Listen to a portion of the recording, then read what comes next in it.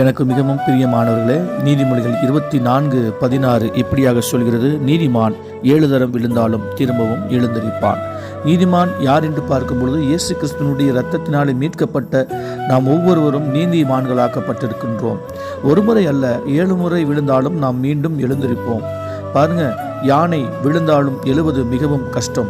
ஆனால் குதிரை விழுந்தாலும் மீண்டும் எழுந்திருக்கும். நாம் யானை அல்ல, குதிரைகளாக இருக்கின்றோம்.